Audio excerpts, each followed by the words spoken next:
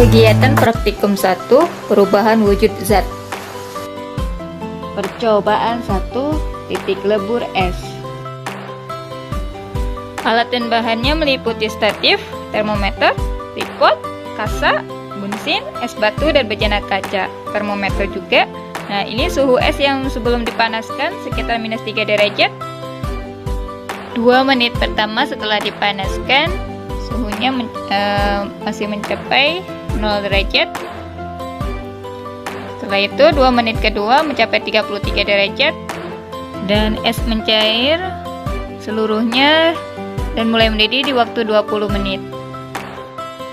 Kesimpulan, perubahan wujud es menjadi cair disebabkan karena pemanasan. Hal ini terjadi es menyerap panas, maka suhunya naik, terjadi proses peleburan dari padat ke cair. Percobaan 2, perubahan wujud padat menjadi gas dan sebaliknya. Alat dan bahannya ada tabung reaksi, bunsin, penjepit tabung, parafin, kapur barus, yodium. Percobaan pertama yaitu pada yodium yang masih berbentuk padat. Bila dipanaskan, yodium akan menguap. Yang kedua, parafin dalam bentuk padat. Setelah itu, setelah dipanaskan, parafin akan mencair dan menguap. Yang ketiga, kapur barus, yaitu perubahannya padat, mencair, dan menguap. Kesimpulan, yodium, kapur barus, parafin merupakan benda padat yang dapat langsung berubah menjadi gas pada suhu kamar tanpa melalui proses mencair dulu. Perubahan wujud cair menjadi gas. Percobaan 3. Peralatan dan bahannya sedotan, tabung reaksi, bejana diisi air dingin, lilin mainan, dan ketel uap. Nah, coba perhatikan. Di situ ada butiran air yang menetes dari sedotan yang disambungkan ke ketel. Setelah air mendidih, uap dari ketel mengalir ke pipa sedotan dan berubah menjadi cair karena didinginkan oleh air es yang berada di bejana kaca. Nah, di sini lihat ada butiran air. Jadi kesimpulannya, benda cair yang dipanaskan akan berubah menjadi gas sampai lebih dari titik didih dan benda akan berubah menjadi cair jika didinginkan. Kegiatan praktikum 2, perpindahan dan pertukaran panas pada suhu zat. Percobaan 1, konduksi. Alat dan bahan, cakram konduksi, lilin, bunsin, tripod. Di situ ada dalam cakram konduksi ada tembaga, kuningan, aluminium, dan besi. Nah, setelah beberapa saat kita lihat lilin yang mencair duluan yang mana? Ternyata tembaga duluan. Setelah itu aluminium, kuningan, dan besi. Dari hasil percobaan, ternyata tembaga lebih cepat menghantarkan panas, sehingga lilin mudah meleleh karena terkena panas yang dihantarkan oleh logam-logam tersebut. Peristiwa ini disebut konduksi, yaitu perpindahan panas melalui zat perantara. Percobaan 2, konveksi. Kotak konveksi terbuat dari kardus. Sebelum dinyalakan, asap tidak masuk ke kotak konveksi, malah cenderung keluar. Setelah lilin dinyalakan beberapa saat, setelah lilin dinyalakan di dalam kotak konveksi akan mengalami kenaikan suhu sehingga mengakibatkan asap yang masuk ke cerobong 1 akan dikeluarkan menuju ke cerobong 2. Kesimpulan, saat lilin dinyalakan, maka asap keluar mengalir melalui cerobong 1. Hal ini terjadi karena nyala lilin menyebabkan suhu di dalam kotak konveksi panas sehingga tekanan udara meningkat yang mendorong asap mengalir melalui cerobong 2. Jadi konveksi adalah perpindahan panas tanpa melalui zat perantara. Percobaan 3, konveksi dalam air. Peralatan yang digunakan ada bejana berisi serbuk gergaji, kasa, bunsin, dan tripod. Saat bejana belum panas, serbuk gergaji yang ada di dasar ada pula yang berada di permukaan air. Nah, saat bejana mulai memanas hingga air di dalamnya mendidih, serbuk-serbuk gergaji tersebut bergerak berputar-putar mengitari aliran air.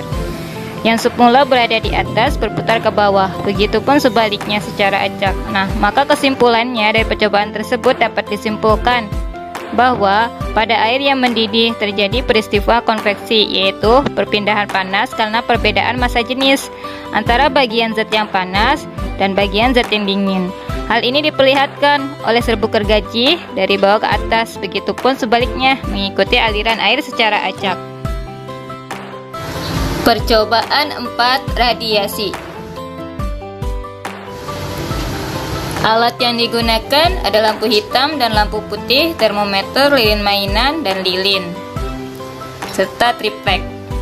Termometer sebelum dipanaskan sekitar 30 derajat Celcius, dan setelah dipanaskan dengan lilin di kedua sisinya, setelah beberapa menit mengalami kenaikan menjadi 34 derajat Celcius. Nah, pada lampu hitam suhu awalnya 30 derajat, setelah dipanaskan menggunakan lilin mencapai 37 derajat Celcius.